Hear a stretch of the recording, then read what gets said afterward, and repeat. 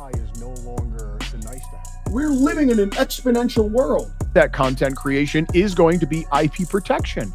I'm grateful. This is the Pete Sacco Podcast, where technology meets consciousness. I'm Pete Sacco, entrepreneur, technologist, and modern-day mystic. Each week, we explore insights that expand our minds, challenge norms, and move us towards a more intelligent, intentional future. Each episode, we explore the edge of what's possible in business, in tech, and in human potential. Let's dive in.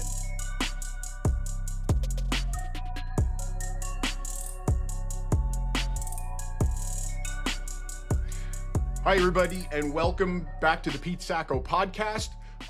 In this episode of the Bliss Mode, I want to introduce you to Hannah. I met Hannah, and let's pronounce I want to get your name right. It's Schworer?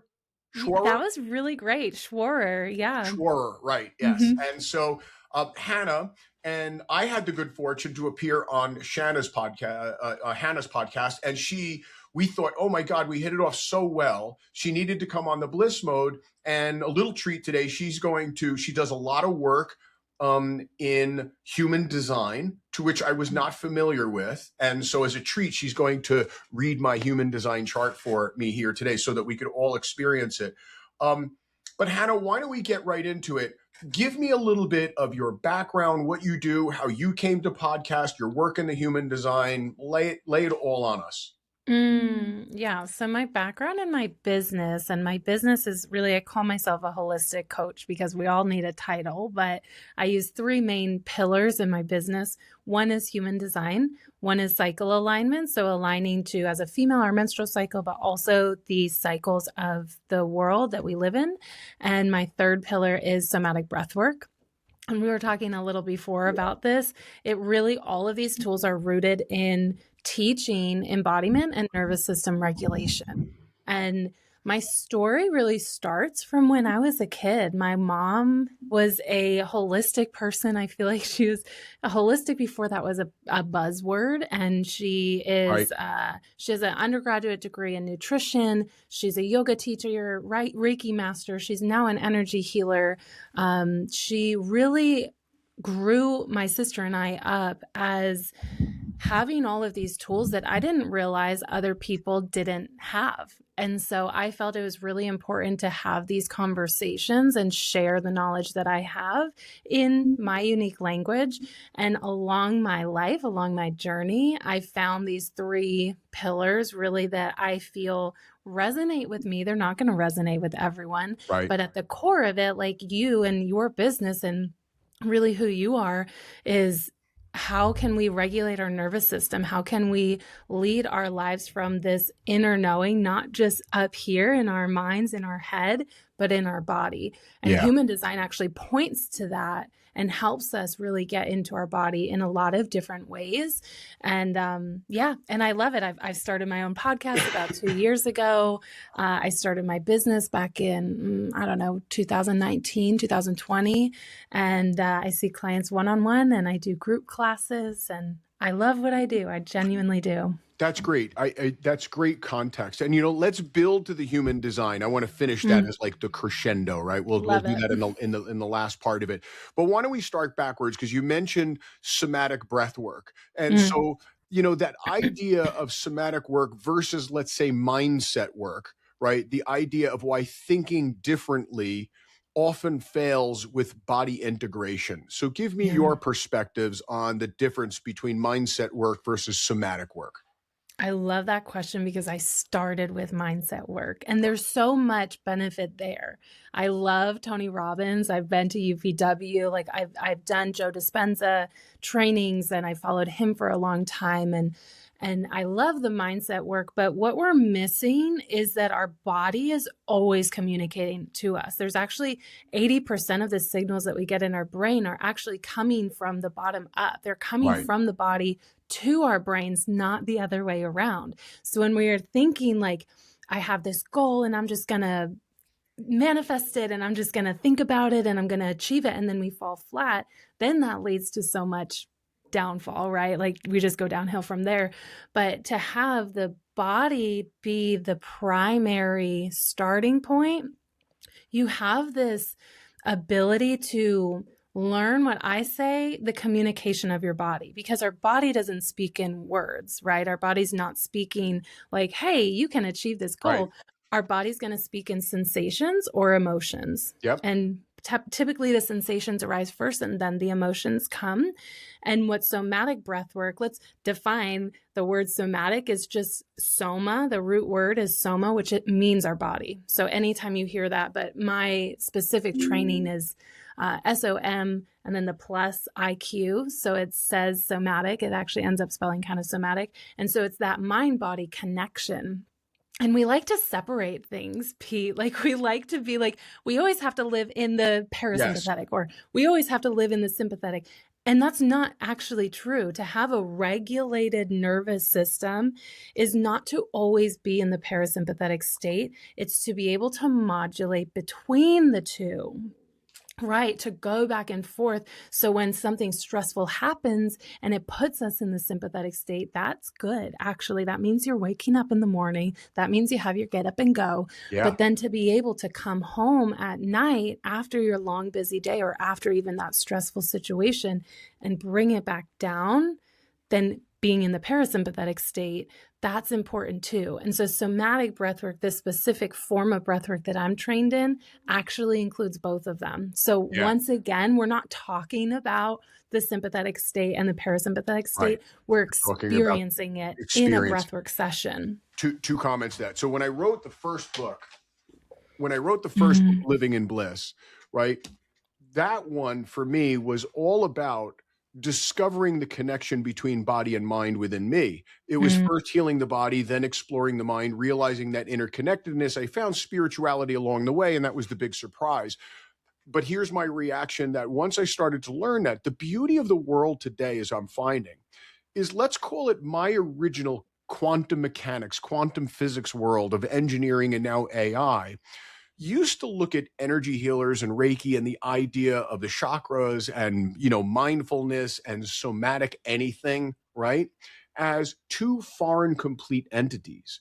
Yeah. Where the beauty of the world today is they are becoming complementary of talking about the same thing. The teachings of the ancient mystics, though they were not rooted in the science of the day, or they didn't have the science of the day to prove it, we're finding today that the deep science of the quantum probability and mechanics is actually beginning to show a connection with the teachings of the ancient mystics. And I love that that's where we are right now, that we're bringing that to a point. To your point of being in and outside of nervous regulation, when I'm trying to explain that to people and they don't quite understand when you're in one state and versus the other, I like to bring them to, because we've all had, let's call it what it is, we've all had sexual experiences. And I often describe to people that perhaps counterintuitively, the idea of arousal happens actually in a parasympathetic nervous state. You wouldn't think that to be the case. You would think it would be. But the idea of completing or finishing is actually a sympathetic state. So that is actually your body and your mind bouncing back and forth between states of arousal and states of excitement. And I just find, so I'm like, look, your body and mind know how to do it already. The trick is how do you keep yourself from being in a default state of one side dominantly or the other. Look, I know genetically I am predisposed. I could show you all of the GGs in my DNA as to I'm built. Look, if you're going to war, you want this guy by your side because I'm on point all the time. But somatically, breath work wise, meditation wise, I am teaching myself how to take myself out of that state through surrender. So let's talk about that. What are some of the things that you do when you're helping people practice getting balance in their nervous system through somatic exercise? What are some of the things that you're teaching? That's a really good point, Pete, to bring awareness to where am I typically living? Because we have this sympathetic state, which I think probably a lot of people know a lot about because it's that stress. But it's all on different levels. So if That's we're right. in a low sympathetic state, that's good because that's waking us up in the morning. It's getting us going. It's motivating us. If we're in a high sympathetic state, we're going to be eventually in burnout, That's right. maybe Everything's a a functional threat that's up burnout. there. Yes. Oh, absolutely. Right. Yeah. And like panic. Absolutely. And then same with the parasympathetic state, a low level of parasympathetic state. You're able to relax. You're able to really be in your body and feel your body. And then too much in the parasympathetic state, you go into the dorsal Yeah. vagal parasympathetic state. So that's like depression. That's your freeze nervous system response. So if you feel like you can't move. So I think it's really important to do your research and then navigate. And I'm happy to share other resources like in the show notes or whatever, but learn where you are because again, generally we're going to give tools to take someone from the sympathetic to the parasympathetic because that's where most people live, but that's not where everyone lives. So I wanted to give that disclaimer. But if we're taking the generality of, yes, I'm in the sympathetic, me too, by the way, that's where I live. Yeah. And how can I get into that kind of low level parasympathetic state? Breathwork obviously is a great one, but we don't have to go through these hour-long sessions. We don't have to do these huge things. It's really, there's like a quote of be where your feet are. And can I feel my feet right now? Like right now, as you're listening to this podcast, even if you're driving, even if you're standing and doing dishes, even if you're sitting at your office desk, like just notice where your feet are falling. Me, I have my legs, one leg crossed. So one foot is falling on my chair. One foot is falling on the floor below me. And where are you feeling a surface? So I feel the surface of the floor on my left foot. I feel the surface of the chair on the outside of my right foot. Where can you feel in your toes? Like what sensations do you feel? Do you feel this tension? Like my left foot kind of is sore. Like it would feel good if somebody rubbed it right now, kind of sore. Where do you notice temperature changes? Maybe we're moving away from the feet. Where can you notice some extra warmth in your body or notice some coolness in your body?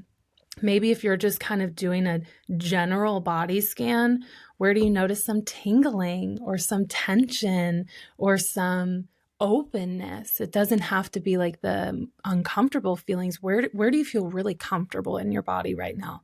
Like maybe it's just one leg that feels kind of comfortable.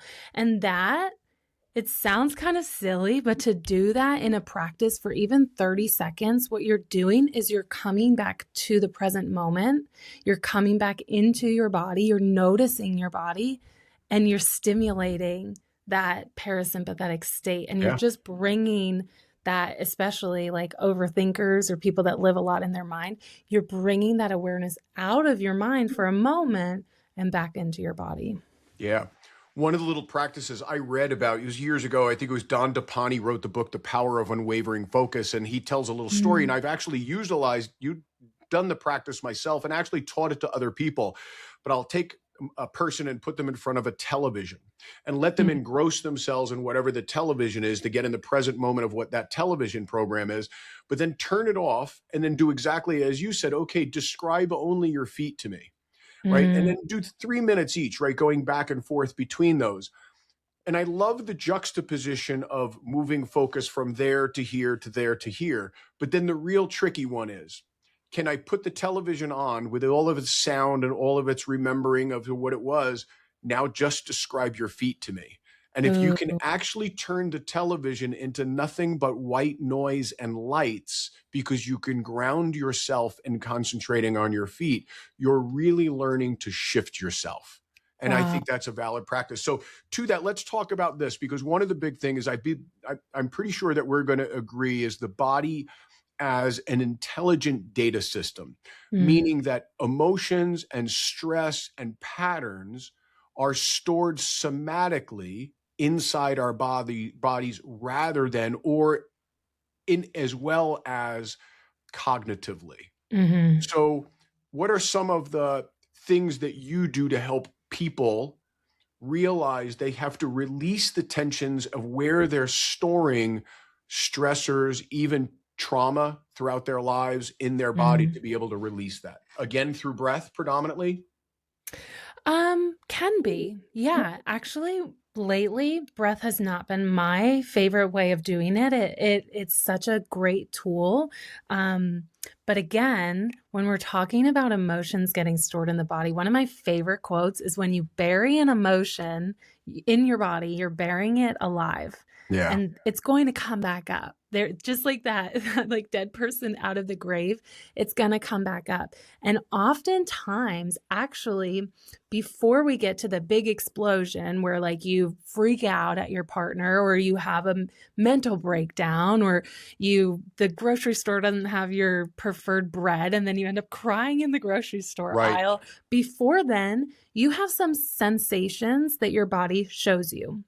And oftentimes we don't notice until they're uncomfortable. So for me, a lot of my sensations show up in my lower back. And this literally just happened to me this morning, Pete. So I'm going to share with you my story. But I'm driving to the gym. I just woke up like not in a good mood. Don't know why, just grumpy.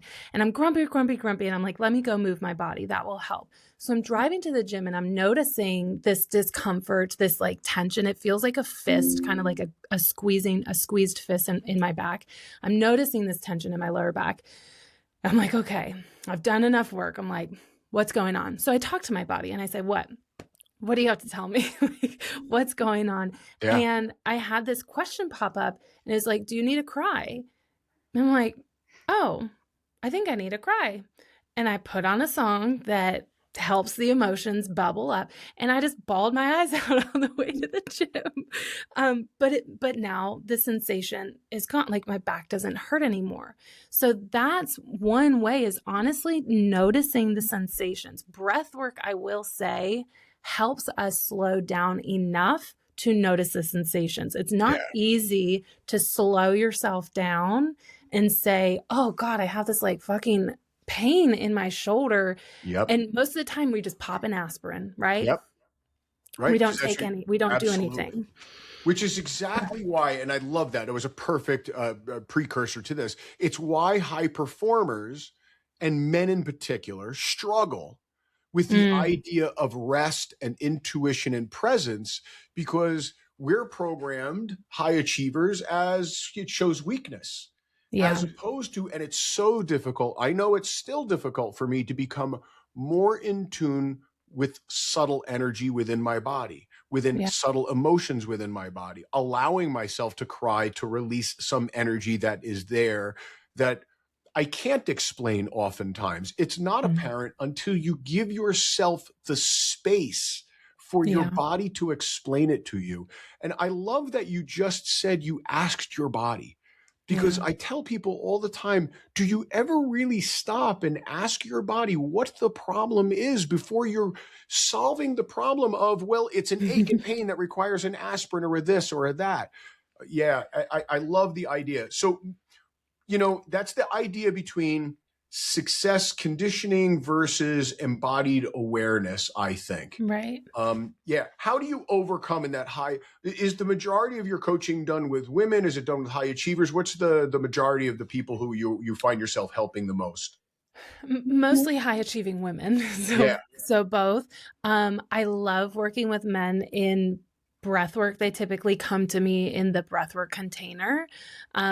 But regardless if it's male or female, because also what I want to talk about is creating the container, which we're going to talk about in terms of the masculine and feminine energy, not if you're a male or a female. Right. But when we talk about even relationships, right? Like the masculine energy of a relationship, not the man, the energy of the relationship, that is the container for then the feminine energy, if you're imagining like water, for the feminine energy to flow within that container. Right. So what I teach oftentimes, and what I've experienced a lot in my life, in the beginning of this journey, because you're right, we're conditioned to think that we cannot stop or we will regress or we're not going to make it to our goal. So we're taught like, always be in that 100%. And so for me, what's most helpful is actually to set myself up with the containers of a breathwork class, of a Yeah. yoga class, of a somatic experiencing session, of a therapy session, whatever you find works for you in your first step, schedule it, sign up for it, and go to it. Because what you're doing is you're making that container, and someone's going to hold you in that container that hopefully has a good depth to actually carry that space. And then you have your feminine energy is going to be invited to explore what's coming up. Like in this idea, when we're talking about emotions and breathwork and specifics, when we have that breathwork class, that's the container, and then you're able to experience your emotions that are coming up. But then I think that we do get to that place, kind of like me in the car this morning, where I can create my own container. Right. Sometimes, not all the time. Not all the time. It's a journey. Like, this is not the arrival, but I created my own container for myself. And then that created the space for me to cry and release that emotion. But I think in the beginning, make those containers, sign up for those containers yourself. And that's really going to be a safe space for you to explore, just to see if you can slow down your mind, see if you can slow down your body. That's a whole experience for sure. Absolutely. And I fought with that for a long time. And being the engineer in me, I had to create the math of it, in order for my head to comprehend it. And I remember the day that I came up where I started to realize it had little to do with the idea of what you talked about, man and woman versus masculine energy versus the yang energy, universal energy of mind, very sympathetic in nature, coming into us cognitively, but then also the opposite of that, the yin, the feminine energy, coming earthly, being somatic in nature, being experienced by the body, of the sensations being felt by the lower chakras in the body, and then all of those coming together in the heart, right? The idea of the vortex being created by rotating the energies together, both universally and earthly, and then coming together and then experiencing that. And I know for a long time, I had a hard time understanding the subtlety of those energies coming and learning how to feel rather than react all the time. And so that's really where the idea of integration of body, mind, and spirit came for me, how embodiment supports consciousness, as well as, the experience, the sensation. Yeah. And it's right. It's not one or the other. It's not one or the other. It's both. And I love that yin and yang symbol, because that's representative of, it's all one circle. It's all one thing. We can't have one without the other. And we actually need both. Like, one of my favorite conversations is talking about having the absence of something, like the absence of a relationship, right? You had a breakup, you're heartbroken, you go through that pain, but that absence is teaching you to appreciate the next relationship that comes. I always give the example, I give the silliest example, but when I know you're in Jersey, when I moved to Jersey City, I've never not had a parking spot, Pete. Like, I've never not had a parking spot. And I got so many parking tickets the first 3 months I lived in Jersey City. Right. And finally I got fed up. I had to pay like $150 a month to park my car on top of rent, on top of all my other bills. But I say now, I will never not appreciate. I pull in my driveway now and I always smile, like, every day that I have a parking spot. But it's because I didn't have one for 4 years. Right. Like, that's the yin and the yang. That's in a silly example, but that's what I'm talking about. You have to experience the opposite to fully appreciate the other side 100%. And to be able to modulate between the two. And it's the idea of, for me, a lot of it was healing without fixing, right? And what I mean by that is I had to find a point at which I was shifting from constant self-improvement to self-trust. What I mean by that is I knew that I was in this constant vigilant state, and that I was trying to do things to calm myself, Yeah. I now jokingly call it forcing calm, right? As though you could force calm, right? And so I went through this period of trying all of these modalities, all of these therapies, including breathing, right? Hmm. Including cold plunge, including supplementation with things like magnesium and L-theanine and ashwagandha. Yep. What I find is that, look, all of them can shift you temporarily, but you're not necessarily making it permanent, making it default. You're not actually healing until you can actually experience the somatic sense of surrender within the body in order to learn the other half of what you're talking about, of that Yeah. constant presence, right?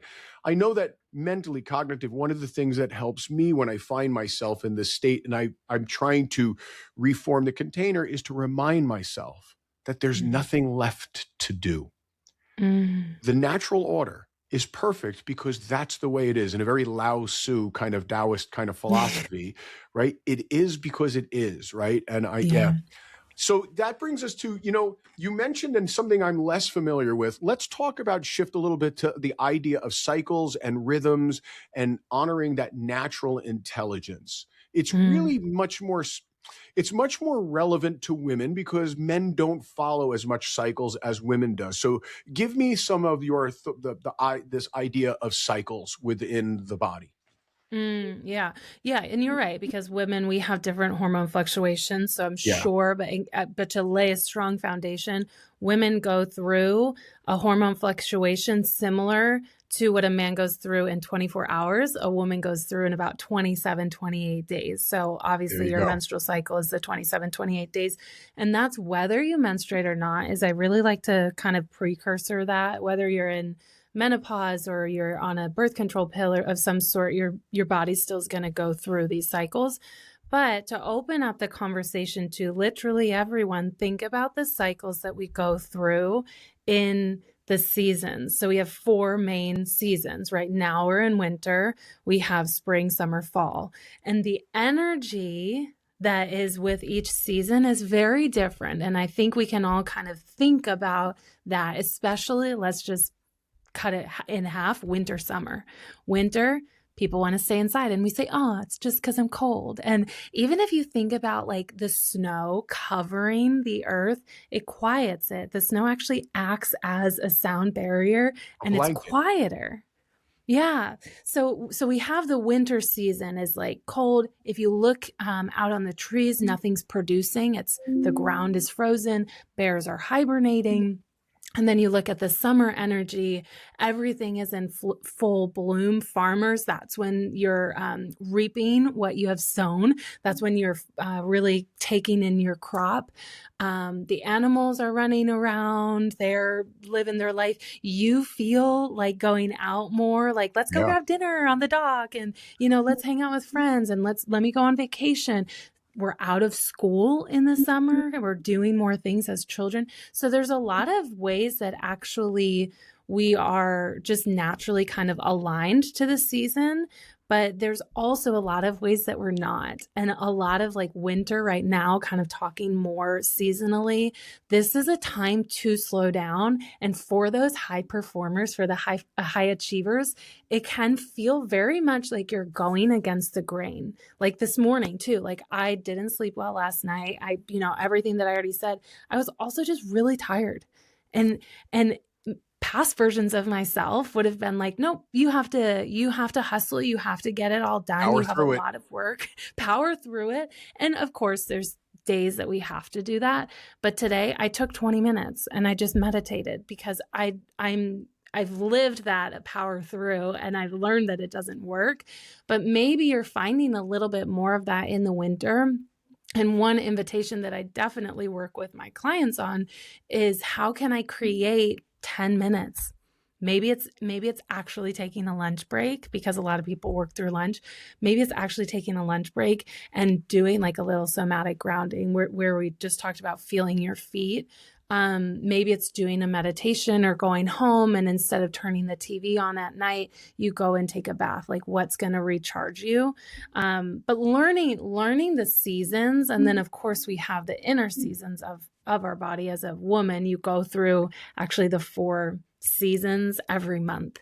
So that's like the 4 phases of your menstrual cycle. You have your menstruation, your follicular phase, your ovulatory phase, and then your luteal phase. So we can equate that to the 4 seasons outside that we experience, and then learning how those can, again, how can we flow more easily with the energy that we have instead of, oh, I'm not in my ovulation phase. Like ovulation is like summer, like let's go.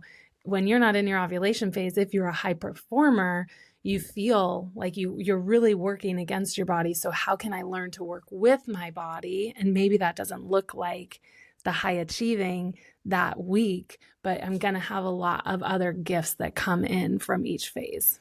Since the cycles are cyclical within a woman's body, and then obviously they're cyclical within the environment, do the conjoining tops and or bottoms make it more difficult? What I mean by that is like when a woman is in ovulation phase, summer, but they are in summer, right? That's two positives adjoining, as opposed to though when a woman is in the winter side of this, in the dormant stage, and we're in winter, is that a particularly challenging time for women? In the cycles when 2 lows are conjoining at the same time. When 2 lows, so if you're like winter lining up in the winter season, but also in the winter body, is that something to be, like conscious of, that is a time when you could actually, experience, more depressive thoughts or more lethargicness and things like that? That's a really good question. And my argument would be, no, you don't experience more depressive thoughts if you are honoring what's going on. Yeah. So feeling like lethargic, even that is kind of like what's the word I'm looking for? It's like this thing that we're telling ourselves what if we reframe that and instead of I'm feeling lethargic, I need rest. I need rest. Right. I just don't have, I always use the word, I don't have capacity. Right. Like, I just don't have capacity for that right now.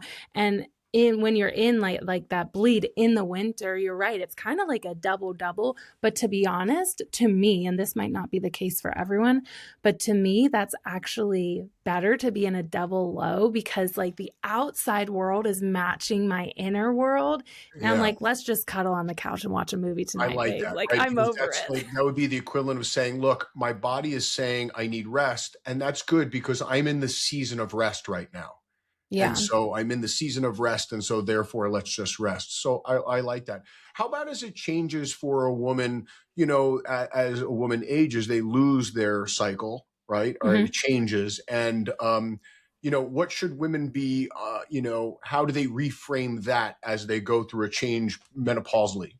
Yeah, I really like this actually because one invitation, and this might be a little woo-woo, but this is what I do. One invitation when I work with women that are in menopause is to actually look at the moon phases. So the moon phases also, there's actually 7 larger moon phases, but we can break it down into 4, which would be the full moon, the waning moon, which is getting smaller in the sky, the new moon, and then the waxing moon. So what I do with somebody that doesn't have their cycle, like they don't have a bleed to kind of go off of each month, so that's either menopause or birth control, is feel into the moon phase. So in the new moon is going to equate to our menstrual phase or the winter season. So when we have a new moon, like actually when we're recording this, we just had the new moon yesterday. Yep. So I would invite my client to feel into like, how are you feeling? Are you feeling like you have like a decent amount of energy? Like you want to go out, like you want to move your body really well or harder, like lift a little harder or swim a little faster, do a Pilates class. Or are you feeling like that inner winter? Like, are you feeling like hibernating and like craving warm foods or maybe craving a bath or tea? Are you feeling a little bit more like my body is asking to rest? We can really, again, pay attention to the body. This is how everything just interconnects in my business because we can use breathwork even to tap into this or somatic exercises to feel into the body and listen to what the body is telling you. And that's how you can actually get your guideposts for, your inner winter or your menstruation phase, and then your inner summer or your ovulation phase. And then you can kind of just go through, once we kind of establish it, then you go through 27, 28 days and you have your cycle. Excellent. So look, before we move forward, why don't you tell our listeners, if people want to get to know you more, they perhaps want to work with you, how do we find you? How do we get in touch with you? Where do we find you in the world? Thank you. So I hang out my business as well, and my Instagram handle, my podcast, most things are _journey to well. That's where you can find me on Instagram as at _journey to well. My podcast is Journey to Well. My last name is Schwar, like we said. So if you want to find me on Facebook, I guess, but I don't hang out that much on Facebook. But definitely Instagram and my podcast are the two. The podcast obviously is just a great resource to learn. And if you want to reach out and say, hey, please do come in my Instagram DMs, and I'm happy to answer any questions, even if it's clarification questions. Obviously, I'm obsessed about everything that I talk about. So I'm happy to have a conversation. That's good. We'll revisit that again so that we can get our listeners to you if they want. Let's talk about accessibility of healing. I'm a big person on, and what I mean by that is I'm a big one that we need to make small, consistent, embodied practices in our lives over dramatic transformations, even when perhaps our goal is a dramatic transformation. I know that 30 years later, 40 years later for this guy, we're not even the same person, but it didn't happen dramatically. And it happened over a very long time. Is that also your approach, a very small dose at a time type of movement? Yeah. I would argue that I don't think rarely anything happens overnight or dramatically.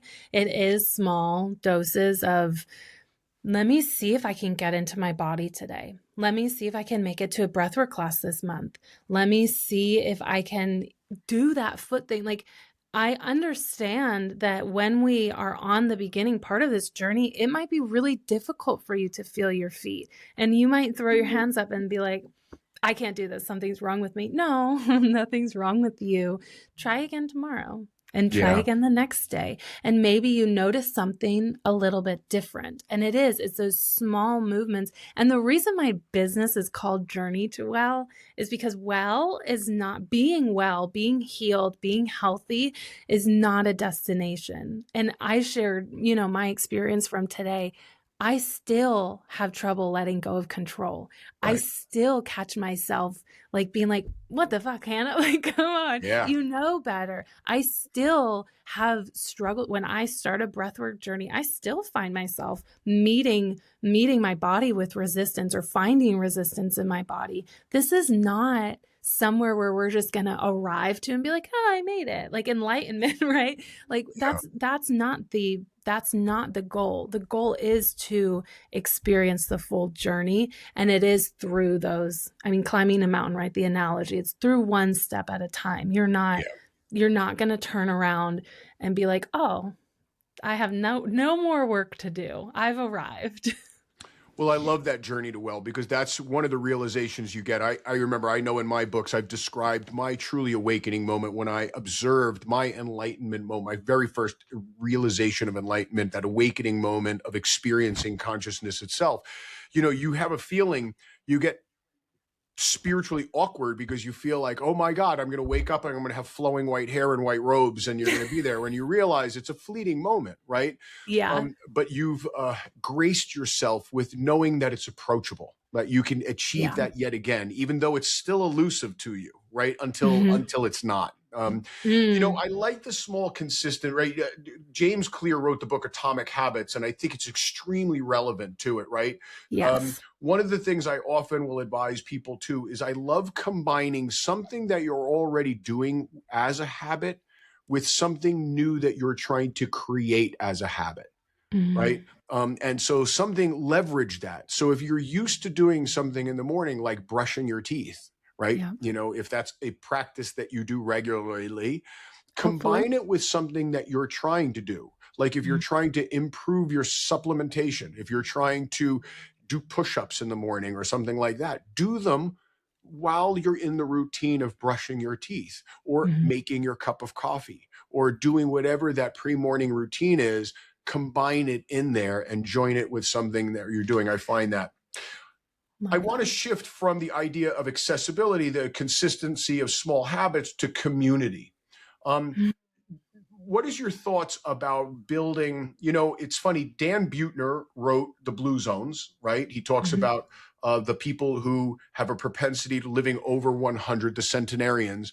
And while I think at face value, we think that, oh, well, if there's attributes that allow us to thrive longer in life, it must be related to food and exercise.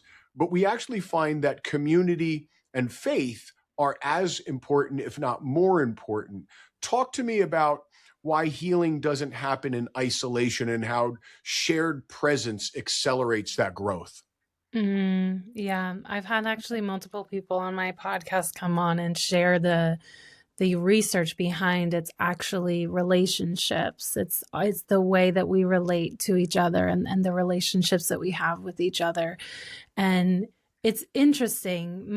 I'll share my journey because I think that it resonates with a lot of people, that when I went through one of the hardest seasons of my life, I was engaged, I called it off, we separated, my whole world, like the whole ground beneath me just went out. Right. And up until that point, I kind of prided myself on doing it all myself, doing it alone. Like I didn't need to talk to people. I obviously I had beautiful relationships and I have so much, but I kind of prided myself. And I think it's because societally it's kind of celebrated. And that's just the society we live in. Even in America, like look at births and raising babies in America versus the other countries. Like we have way more paternity leave in other countries than in America. Right. We have families that cohabitate. So grandma, mom, and daughter, and all of their children. Yeah, all under the same roof. So in America, we do it very differently. And so I experienced the need. It wasn't an option. I had to have people around me to support me through that season. And those people were my family, therapists, somatic counsel, like a lot of, that's where I started exploring a lot of somatic work. And what I found, again, kind of going back to what I very briefly touched on, is having someone that can hold a container for you, like a breathwork practitioner. What I found is actually grace. Like speaking of faith, I found God in human form and this grace that you can't, and whether you're religious or not, it doesn't matter. Like just grace, the word grace I found, and I can't even put it into words, but I found this support. I found that container and the ability to unravel, the invitation to unravel. That's a level of surrender that's completely different. And to be able to allow people to hold you, you'll never experience anything like it. And I know that I am a deeper human, a more well-rounded human, a happier human, a more grounded person because of the people that I choose to surround myself with. And you don't have to do it all alone. Actually, you can't do it all alone. You can't do it and all. The more that you fight it, you're prolonging this suffering for no reason. And to reach out to one person, whether you know them or not, whoever seems easiest to reach out to, it's huge. You experience a lot of grace. Indeed. The science is becoming very clear on community. I know from my personal experience, when I allowed myself to begin to sever toxic relationships in my life and embrace the idea that there perhaps were more groups of people whom which I could elevate, and they in turn could elevate me. And my communities began to go from just the communities that I thought I fit into communities that perhaps experience other. Today, my world is completely different. I'm Yeah. blessed with so many different communities, right? I have my core group of friends that I grew up with. I have the new group of friends that I do from Texas, for tennis. I have my wife's group of friends. She's a bit younger than me, right? So different phase of life, but I have her friends that are as close and as near and dear to me. I have, I think I told you on your podcast, I despite the old age and the lack of hair, I have 8, 6, and 3-year-old little girls, right? So all of my quote unquote kindergarten parents, I could be their dad and their kids, my grandchildren, because I could be my kids' dads, right? But I have that community. And I have so many more. My work communities, the different things. I'm a part of Abundance 360. I have so many communities. I'm blessed because I can thrive within them, and we co-elevate one another. And so I love the idea of community as being part of that healing and more than healing, more of that growth. My life began to thrive as I evolved my communities. I love that. Yeah. Let's talk about the world that we're moving into today. Look, so the world I do, the book that I just wrote, this one, that just got published, The Bridge. So The Bridge is about my realization that while I was building the AI infrastructure of the world, data centers, that human consciousness I discovered is the real technology. And the position that I'm putting forth is that in a very hermetic science kind of way, the ancient Greeks, that many things in the universe are polar. We talked about yin and yang, feminine and male energies, and things like that. Think of it as temperature. Temperature is gradient, right? There's hot and there's cold. They're just opposite ends of the same, they're just poles of the same temperature scale of temperature. Intelligence is the same way. And intelligence today is falling into its opposite poles. One, the idea of perfect analytics, the ability to calculate and derive a perfect conclusion from perfect data. And we've evolved AI today to become that machine that is going to take what we were, human calculators. So it's no mystery that we've created the calculator, then the computer, and now AI to become the advancement of the perfect analytics engine. But it is the recognition at the opposite end of that pole is us as discernment discernment machines, the ability to make value judgments in the absence of clear direction or data, the ability to be able to feel as a part of consciousness itself, to observe from conscious energy and intuit the right decision. And I believe that the world that we're creating today is AI. I'm interested in your reflection on that idea. And by the way, for me, I find that our ability to discern also happens when we are in quote unquote flow state, which happens parasympathetically, right? And so that begins in that process. But for us to advance in there, how do you see that relating into your world of advising, women who are, high performing and trying to live in this world of AI, this machine world, but finding their ability to discern and be able to make value judgments? How do you feel? What's your reflection on the idea of what I'm representing in the bridge, but for your somatic work? May I bring in human design and your specific human design? Perfect, Alon. That's where we were going, and I figured that this was the perfect segue into it. Yeah, this was a segue. So I'm gonna bring in your human design. Great. Let me give a very brief introduction to human design, and then I'm gonna loop back to your question. So human design is a system. I like calling it a self-inquiry system or a self-discovery system that combines astrology, the chakra system, the I Ching, the Kabbalah, quantum physics, all in this basket that is called human design. So you find your human design chart by pulling, like similar to a birth chart, like in astrology. So you need your birth time, your birth location, your birth date, and you literally can Google free human design chart. I really like Jenna Zoe. She has, I think it's called Align now. It's the app, but it used to just be called the human design app. And you can pull your chart and it will show all of these different things. I'm just going to pull out 2 from your chart for now to answer this question for in a human design lens.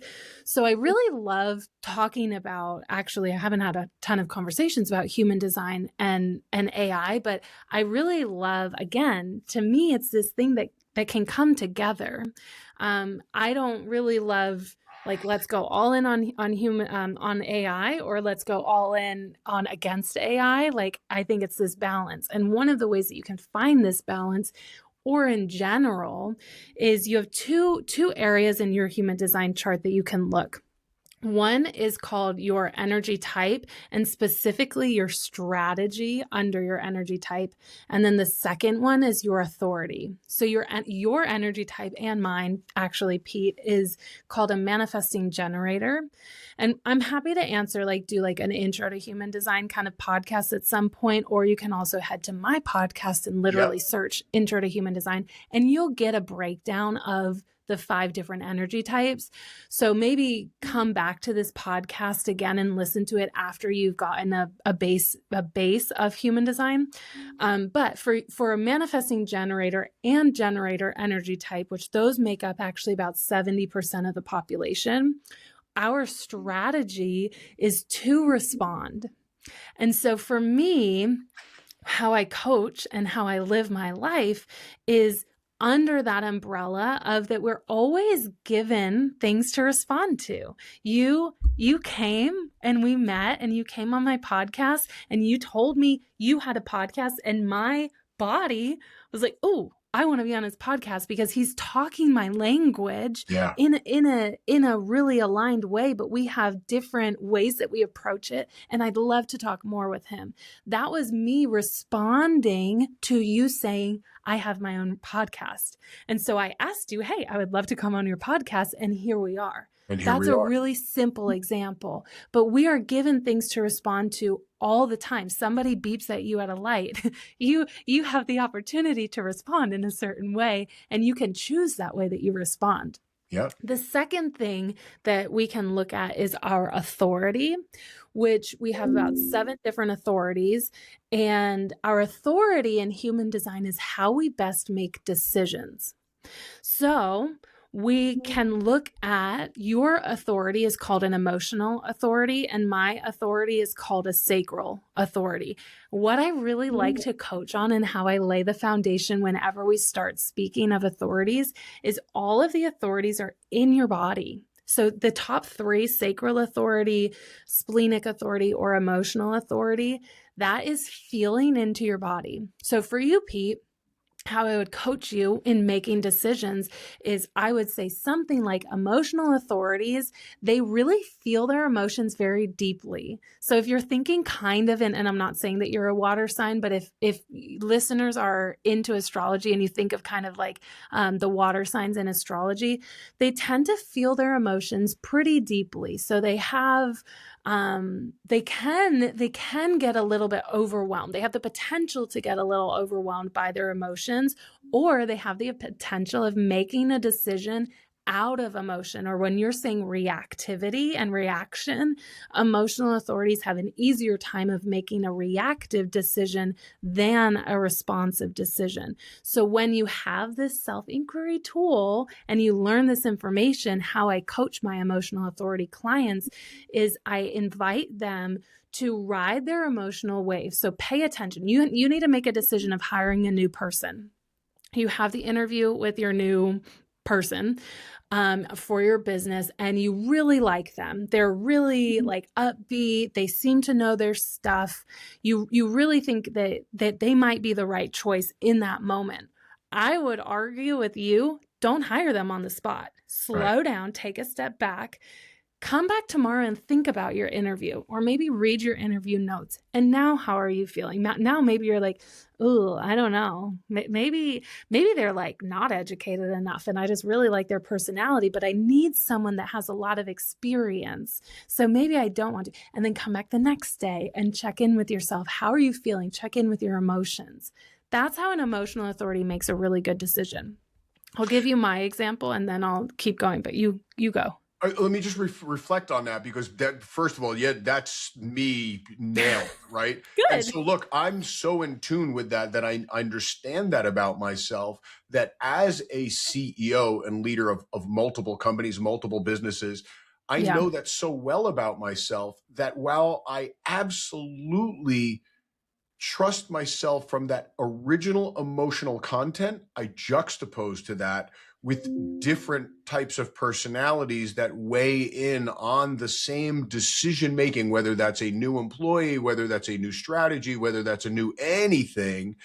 I have to create, since I can't create for myself the non-emotional impact, I have to find somebody with a much more tactical view in order to make a balanced, well-informed decision. So I rarely pull out the CEO card and say, this is the way we're playing the game this way or only this way, right? I make most of my decisions by the teams that I have built to create a well-rounded decision, because I know that I am the emotionally driven, respondent. And that's why I wanted to talk to you, because I told you, I think on our meeting, I said, you already have all the pieces. You just don't know that it's called human design. Right. That's exactly correct. But you know a lot. So that's an emotional authority. And you're exactly right to give yourself time, to give yourself different people, like sounding boards, to explore your decision with. And the last thing I'll say about emotional authorities actually is your 80% sure is your 100% sure. So emotional authorities typically, not all the time, but typically don't feel like this is 100% the right choice. And that's okay. Let's oppose that with just one other authority example, which I'll use mine as a sacral authority.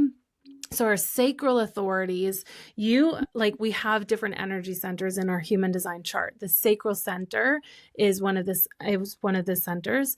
And so when we talk about our intuition, like our gut response, that's actually a sacral authority, is going to resonate a lot more than, let's say, like a G center authority or heart-centered authority. So saying trust your gut, that's not going to resonate with everyone quite as much as it would as a sacral authority. The sacral center speaks very much in the moment, and it speaks in a yes or no. So for me, I always coach my sacral authority clients to learn what your yes and no feels like in your body, not your head, in your body. It feels, when I was telling you I have like fists and like contraction, that's a no in my body. When I feel my body kind of leaning back, that's a no. When I feel my body pulling forward, or for me, I also have a defined throat center. So I make a lot of vocalizations when I'm excited and when it's a yes, and I'll be like, yeah, That's how I know that it's a yes for me. And I also feel like a whole body energy rise from my sacral center up through my entire body when I know that I'm in alignment and living in a yes. And so that's how sacral authorities kind of work. I will also say you have a defined sacral center and a defined spleen center. So I like, when we're talking in like emotional authorities, I like to kind of precursor that with you may, and I'm not telling you that you are, but you may resonate with what I'm saying because you do have that like direct connection to the sacral center. And then the splenic center is very similar. It's just more, instead of a gut response, it's an instinctual response. So like that quiet whisper, you also have direct connection to that center in your body as well, and in your human design chart. So, you might resonate with all three of like the main authority conversations, but your primary is emotional center. My primary is my sacral center. So to loop all the way back to this conversation about AI, really the main thing that I wanted to say is, when we have this AI generation, like let's say you pull you generate. I actually had someone tell me this, and I tried not to get insulted. I was a little insulted, but they're like, I can just pull my whole human design chart from AI, like from ChatGPT. And they did. And it was mistaken, by the way. So always double check your work. But the conversation that I had with him was, that's great. Like, you can learn so much information and save a lot of money, right? Like, training in human design, you can pay thousands of dollars. You can pay hundreds of dollars to come work with me, but you can get a really good foundation with using AI as this example. What you're not going to get is the human interpretation. Right. Is the human interaction. So once again, bridging the two, lay your foundation, and then learn your authority, learn your strategy, and then feel into your response. How are you responding to this AI invitation? How are you responding to the information that's being presented to you? And that's where I feel like the power of the bridge is when you take the incredible intelligence that we have created, and then you add the human aspect to it, and you add your response. Don't let AI tell you what to do, tell you what the right answer is, tell you, how to navigate your life. You read its answer and then feel into your body. How is your body responding? Is that a yes for you? If you're a sacral center authority, is this a yes? Is this an opening, a lightness, a pulling forward, or is it a pushing back? And that's how I really think that we can create that, bridge that gap where it feels comfortable in my body, that answer. I love the fact that you called it the bridge, right? Because that's exactly what we're talking about. And you've perfectly embodied exactly what I was trying to state, that there's two sides of the intelligence of this, right? There is the discerning, right? That imperfect judgment based on imperfect information, the answer that we can't know, when every fiber of your being is screaming, the data is screaming yes, but your body is saying no. Right. That's the intuition that we're talking about, as opposed to the perfect intelligence. Look at AI right now, where it is. Let's remember, it's trained on human data. So if we were wrong in the data is going to be wrong in the tool, right? It's a really, really good pattern recognition tool. And look, I'm only learning about what human design is, but human design is really an amalgam of recognizing that over time, people have fit into certain patterns, and then they're using language to describe whether that's emotional or what their cues are. And as I dig into it, I'm sure I'm going to see patterns that come up over and over of how people, the same patterns, by the way, happen genetically within ourselves. The same patterns happen energetically within ourselves, the same patterns. And then we represent, and we can understand their correlations by understanding the patterns. But it is human discernment. It is human interpretation. It is our experiential intuition of exploring the conscious information that is out there as to whether it makes sense to us. And that's the job that AI will never do for us. And AI will serve as the mirror, allowing us to do that better and better than ever before. Because the one thing we won't have to be anymore is our own pattern recognition machine. We will not have to be our own calculator anymore. We will not have to be the calculator of facts anymore, because we will have created the perfect machine to do that, allowing us to give us back that sacred time and space to explore, how do we connect to the all? And I love that. And I love that you're bringing that to people in the term of human design, to be able to do that and translate. And again, so if we go to Journey to Well on Instagram and all your world, we could find you as our human design expert, our discernment expert in interpreting our chart. Yes, sir. Yes. And I do intro to human design chart readings. So it's like an hour call recorded. You get a bunch of information afterwards, and we can lay a really decent foundation on how can I start using this tool to further discern what's showing up. How can I use human design to connect to my body. Just like breath work, I actually see human design as a somatic tool. And I come from it, obviously, from a more somatic perspective than maybe other human design people would. And it's a really beautiful, it's this opportunity to learn yourself, to learn your body, to have this. We have a lot of tools that put us in boxes, and human design, at least my approach to human design, is the opposite. How can I expand outside of my box, and how can I learn about myself? So again, I think I said this in the beginning, but again, I'm making decisions in this confident, knowing, centered way. One of my best friends just said, you have a really quiet confidence. You're like really grounded and you have a very quiet confidence. And those two words just hit me like nobody's ever told me that before, but that's what I think human design and these tools have really have helped me embody. So I have this confidence in myself, and that I'm not, AI and society, they can really tell you who you are. They can try to tell you who you need to be. They can force you in these boxes. And my whole mission is to learn yourself so you can respond to what resonates.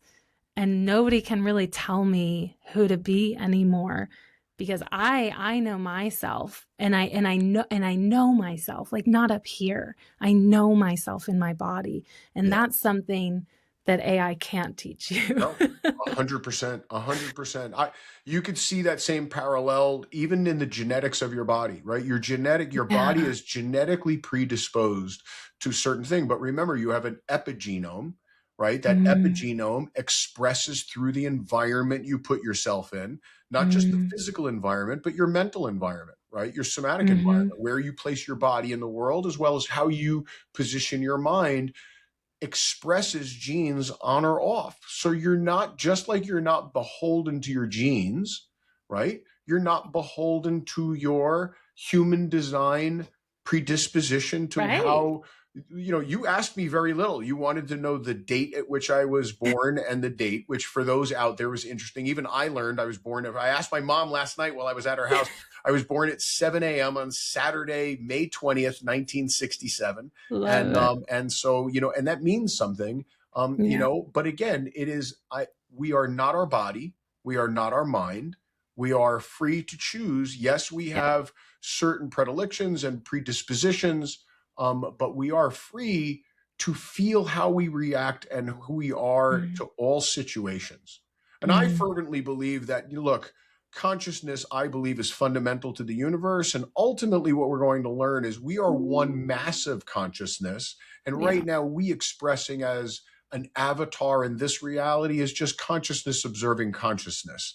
And so that as we go through this world. And so look, you mentioned it at the top of when we were talking. The moment we met, there was a feeling of kinship, despite our age difference and where we are. I'm like, this was somebody that I needed to talk with more because you are very interesting. I agree with the idea that you have a grounded confidence to you.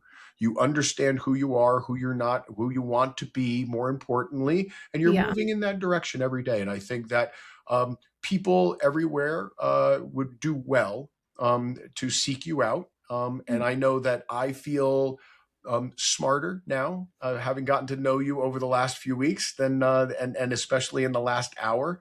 So Hannah, I want to thank you for your time, your education, your experience, your wisdom, and I appreciate it. And again, why don't you tell everybody it's Journey to Well? Yes, Journey to Well. You can find me mostly on Instagram, and the podcast is also Journey to Well. And Pete, likewise, everything that you said, I mimic right back to you. Thank you. I appreciate it. This has been such a fun conversation, and I really appreciate your time. I'm glad that I get to count you now as part of my community. Me too. Likewise. All right. Well, thank you. Thank you, Pete.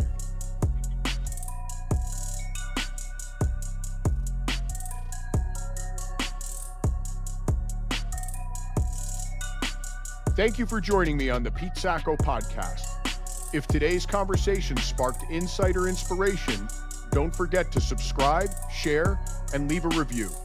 You can find more on YouTube, Spotify, Apple Podcasts, and LinkedIn. Until next time, keep evolving, keep leading, and find your bliss.